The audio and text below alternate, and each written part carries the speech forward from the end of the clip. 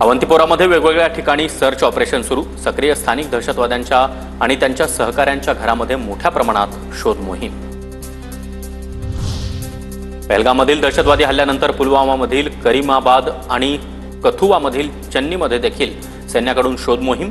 चन्नीमध्ये 4 संशयित व्यक्ती दिसल्याची सैन्याला माहिती। त्यानंतर शोध मोहिमेला सुरुवात। सीमेवरील नागरिकांना कोणत्याही लष्करी हालचाली रेकॉर्ड करण्यापासून दूर राहण्याचं आवाहन। असे फुटेज कॅप्चर करणाऱ्या किंवा शेअर करणाऱ्या व्यक्तींवर कठोर कारवाईचा देखील इशारा। सीमेवरील अधिकाऱ्यांचा इशारा।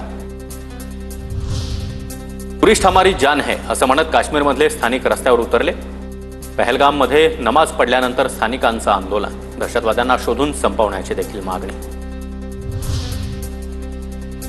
अटारी बॉर्डरवर नेहमीप्रमाणे बीटिंग दी रिट्रीट परेड आयोजित केली जाईल। मात्र भारताकडून दरवाजे उघडले जाणार नाहीत। शिवाय पाक रेंजर्सची देखील हस्तांदोलन होणार नाही।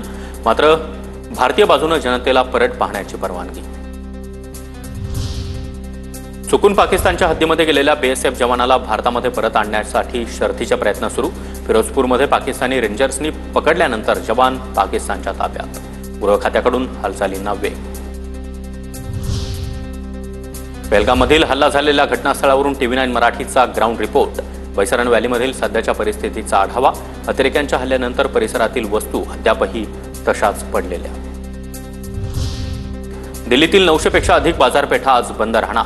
1500 कोटींच्या व्यवहारावर परिणाम होणार। चांदणी चौकापासून लाल किल्ल्यापर्यंत सहानुभूती मार्च काढला जाणार।